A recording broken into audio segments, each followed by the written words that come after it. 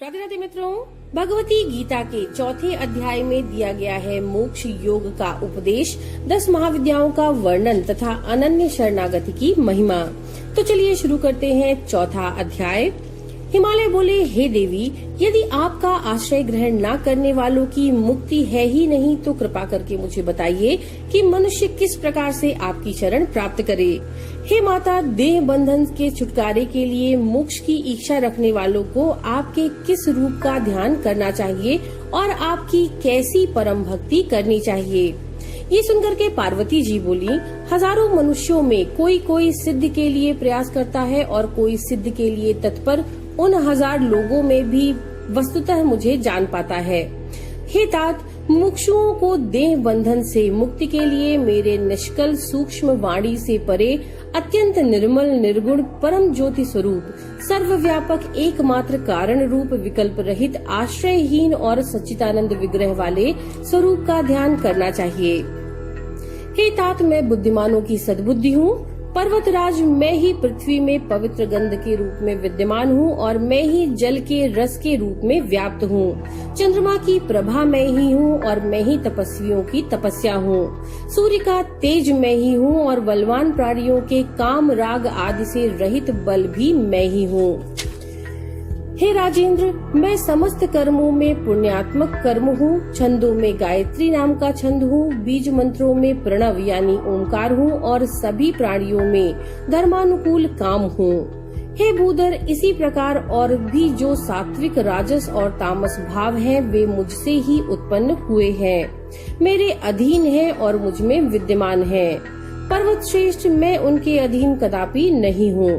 हे महाराज, माया से मोहित हुए लोग मेरे इस सर्वव्यापी अद्वैत परम तथा निर्विकार रूप को नहीं जान पाते, किंतु जो लोग भक्ति पूर्वक मेरी उपासना करते हैं वे इस माया को पार कर जाते हैं। ऋग आदि श्रुतियाँ भी मेरे परम ऐश्वर्य को नहीं जानती हैं। हे पिताजी, नग श्रेष्ठ, सृष्टि के लिए मैंने ही अपने रूप को स्त्री तथा पुरुष भेद से 2 भागों में विभक्त किया। शिव ही प्रधान पुरुष और शिवा ही परम शक्ति है। हे महाराज, तत्वदर्शी योगीजन मुझसे ही शिव शक्ति से युक्त ब्रह्म एवं परात्पर तत्व कहते हैं। मैं ब्रह्म रूप से इस चराचर जगत की सृष्टि करती हूँ, परम पुरुष विष्णु होकर इस संपूर्ण विश्व का पालन करती हूँ और अंत में अपनी इच्छा से दुराचारियों के शमन के उद्देश्य से महारुद्र रूप से संहार करती हूँ। इसी तरह महामते, मैं राम आदि रूपों से पृथ्वी पर बार बार अवतार लेकर दानवों का वध करके पुनः पुनः जगत का पालन करती हूँ।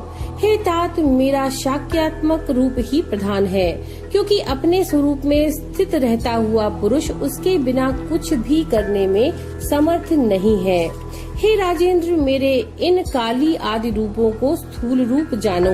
हे निष्पाप, अपने सूक्ष्म रूप के विषय में मैं आपसे पहले ही बता चुकी हूँ। हे पर्वत श्रेष्ठ, मेरा स्थूल रूप का ज्ञान किए बिना उस सूक्ष्म रूप का बोध नहीं किया जा सकता, जिसका दर्शन करके प्राणी मोक्ष का भागी हो जाता है। अतः मोक्ष की कामना करने वाले प्राणी को पहले मेरे स्थूल रूप का आश्रय लेना चाहिए। मनुष्य को चाहिए कि वह क्रिया योग के द्वारा विधान पूर्वक मेरे उन स्थूल रूपों की उपासना करके ही धीरे धीरे मेरे शाश्वत परम स्वरूप का दर्शन करे। हिमालय बोले, हे माता, आपके स्थूल रूप अनेक प्रकार के हैं।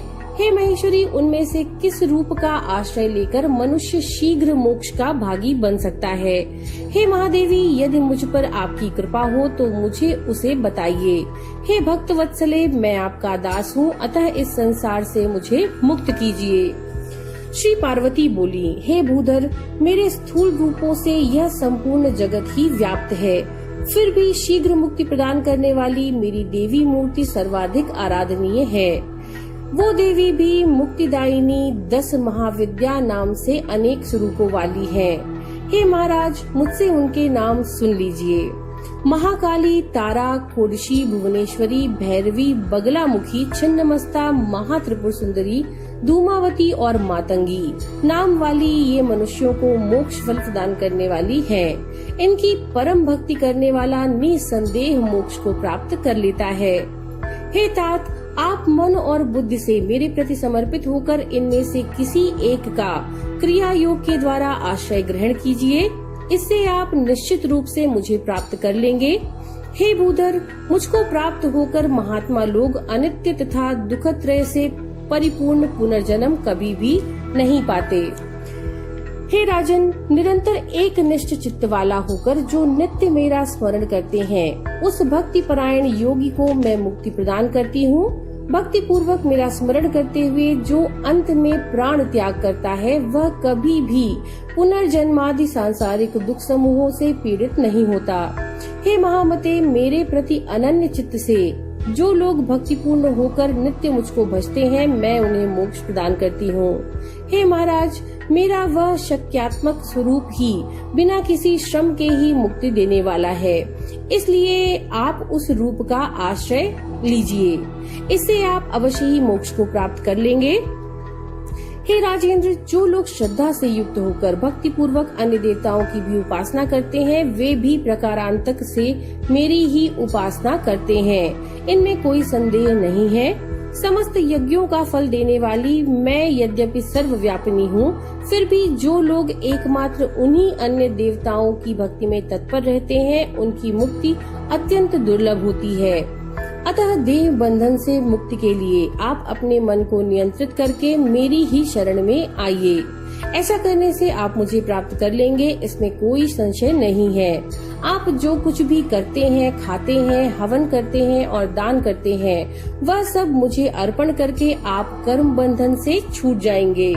जो लोग सच्ची भक्ति से मेरी आराधना करते हैं, वे मुझ में हैं और मैं भी उनमें स्थित हूँ। हे महामते, मेरे लिए कोई भी प्रिय या अप्रिय नहीं है।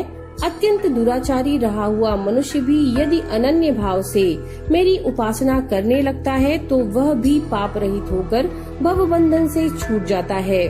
वह शीघ्र ही धर्मात्मा हो जाता है और धीरे धीरे संसार सागर को पार भी कर जाता है।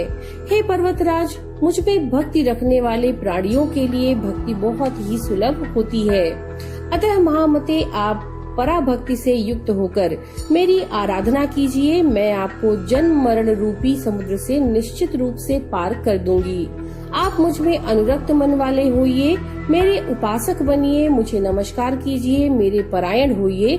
ऐसा करने से आप मुझे ही प्राप्त होंगे और सांसारिक कष्ट आपको कभी भी पीड़ित नहीं कर सकेगा। इति श्री देवी पुराणे श्री भगवती गीतायां श्री पार्वती हिमालय संवादे चतुर्थो अध्याय। नमो नारायण।